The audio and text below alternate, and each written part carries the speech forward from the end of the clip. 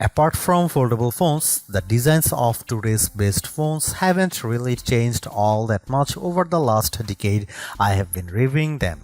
Each iteration has continually produced bigger phones, which seems to satisfy the appetite of what people crave. Samsung's taking a slightly different approach with the Galaxy S25 Edge, and I'm still not sure it's the right strategy.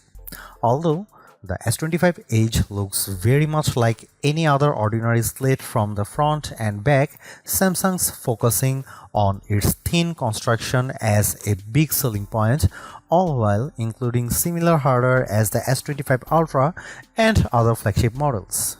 But at the same time, the $1,099 starting cost of the Galaxy S25 Edge, which makes me wonder if the cost is really worth it, especially when the Galaxy S25 Ultra isn't too far off at $1,299. There is also the Galaxy S25 Plus to consider at $999, which offers nearly the same exact hardware. Samsung certainly does make it hard on me to decide if the Galaxy S25 Edge is worth its cost.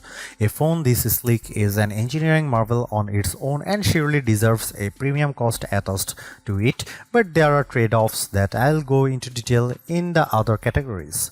For $1,099, you get a phone with 256GB of storage. Upgrading to 512GB raises the price of $1,219. There are three color options to choose from: titanium silver, titanium jet black, and titanium icy blue. There's a part of me that wishes for a couple of extra choices, especially considering how a phone of this caliber begs to be naked to show off its best asset. Samsung does make an ultra thin case that doesn't add a whole lot of bulk, but it would be nice just to have a couple of extra colors to choose from. The Galaxy S25 Edge is now available globally with up to $630 off in savings with a qualifying trade-in. I am not entirely blown away by this design, but Samsung still deserves some credit on how the Galaxy S25 Edge is significantly thinner and lighter than any phone on the market right now. It's hard to appreciate the Edge's 5.8mm frame unless I put it side by side against a S25 Ultra or iPhone 16 Pro Max. Despite this engineering achievement, there's a part of me that wishes the S25 Edge were thinner. I know it may seem like I am picky, but I just don't get the sense that its thin construction rivals that of the original Motorola Razr from 2004, or how the iPod Nano showed a tremendous size difference compared to the standard iPod. I just don't have the same impression with the Galaxy S25 Edge over other phones today. The underrated part about the S25 Edge's design relates to its lightweight feel, which I think is much more impressive than its thinness. Tipping the scales at 5.75 ounces, it's much more palpable in my opinion, especially when the Galaxy S25 Ultra weighs in at 7.69 ounces. There's almost a 29% weight difference between the two, which is pretty remarkable. However, the Edge is only 15% lighter and 22% thinner than the Galaxy S25 Plus. For a phone this thin and light, I have to admit the Galaxy S25 Edge still manages to feel incredibly solid, which is attributed to its titanium frame and Gorilla Glass ceramic 2 covering its display. Whenever devices get shrunken in size, they can sometimes feel fragile, but not this. It also helps this model features the same IP68 rating as the Galaxy S25 Ultra. After I reviewed the Motorola Razr Ultra 2025, I am less convinced by the Galaxy S25 Edge's design because Motorola's device is almost the same size, weight, and thinness, but it's a foldable phone. The specs show that the Galaxy S25 Edge beats the Razr Ultra, but they are a lot similar in reality. And this is exactly why I am not as enthralled by S25 Edge design.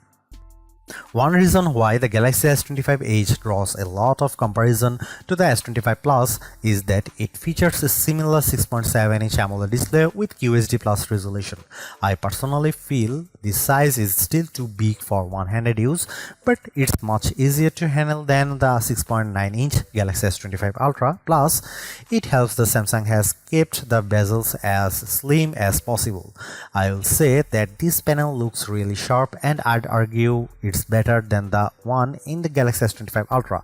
Colors look rich while it maintains its clarity at wide angles better than the Ultra. But what's even more impressive is how the Galaxy S25 Edge sports a much brighter panel reaching a peak brightness of 1997 nits, which is a smidge brighter than the S25 Ultra. Apart from that, it's worth mentioning that the Galaxy S25 Edge features an adaptive 120Hz refresh rate that makes animations and scrolling with the interface so buttery smooth. All in all, it's a superb display that's perfect for me to squeeze in a TV show or movie. The first compromise the Galaxy S25 Edge makes to reach its thinner construction is the sacrifice to its camera arsenal. The rest of Xiaomi's flagship line gets a triple camera array at the very least, but the Galaxy S25 Edge gets a dual camera setup instead, which consists of 200 megapixel main shooter paired with a 12 megapixel ultra wide. The trade-off here is that the Edge lacks a dedicated telephoto camera, which leaves all the zooming to its main camera. Even though the camera and lenses protrude much further out from the rest of the phone, I'm not terribly bothered by that, but there's a fair amount of wobble if you lay the S25 Edge flat and try to type. Samsung doesn't explicitly say it's the same identical 200 megapixel main camera as the Galaxy S25 Ultra, but the Edge is inherently at a disadvantage because all other S25 models are backed by optical zoom cameras. Around the front, there's a 12 megapixel selfie camera with a pinhole cutout for it. Here are some camera samples of the Samsung Galaxy S25 Edge.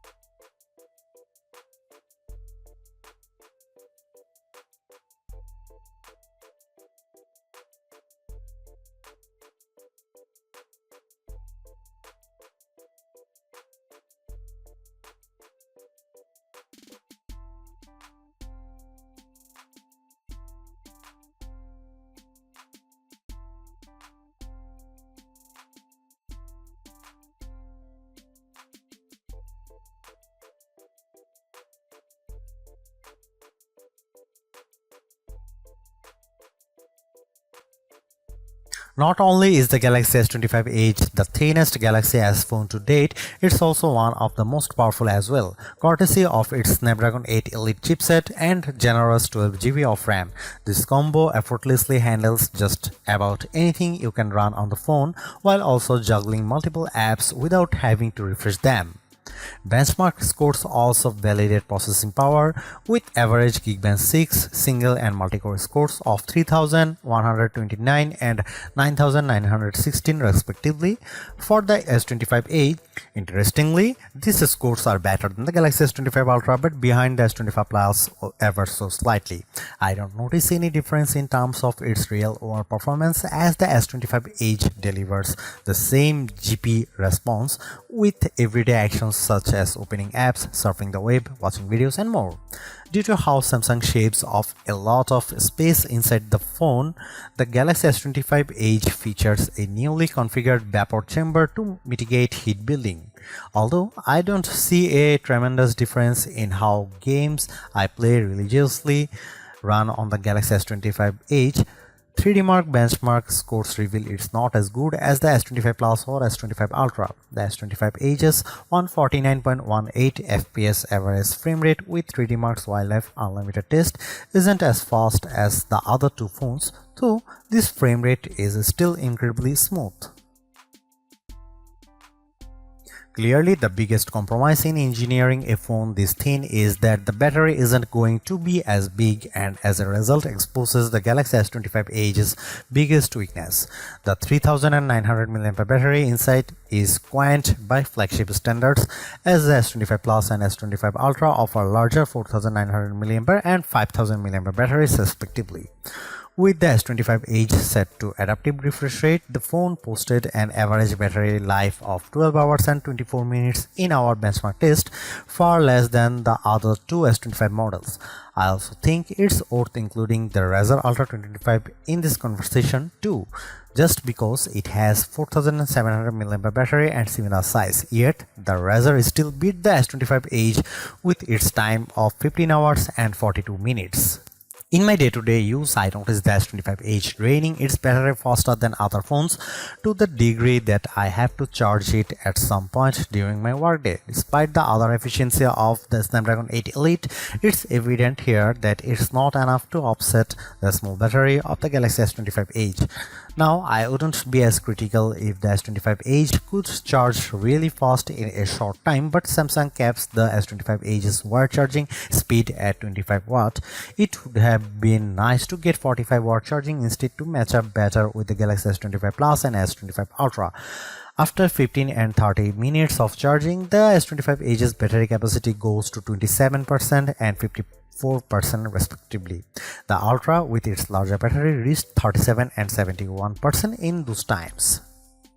Luckily, there is no compromise with the software in the Galaxy S25 Edge. That's because it packs the latest One UI 7 experience on top of Android 15, along with the latest set of Galaxy AI features that arrived with the rest of the S25 series.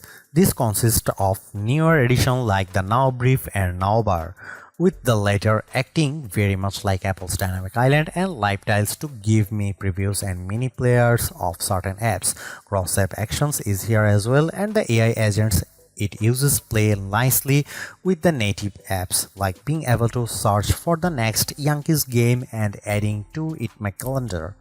Like the other S25 models too, the S25 Edge suffers from a lack of deeper third-party app support for greater functionality.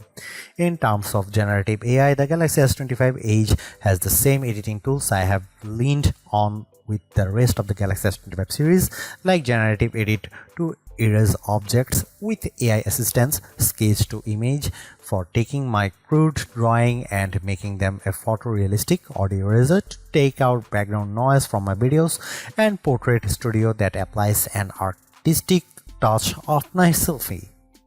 When it comes to productivity, the Galaxy S25 Edge is just as superb in the area, with key features such as multi-window that allows for up to 3 apps to run simultaneously on its large screen. It's not as intuitive as the Galaxy Z Fold 6, but it still gets the job done.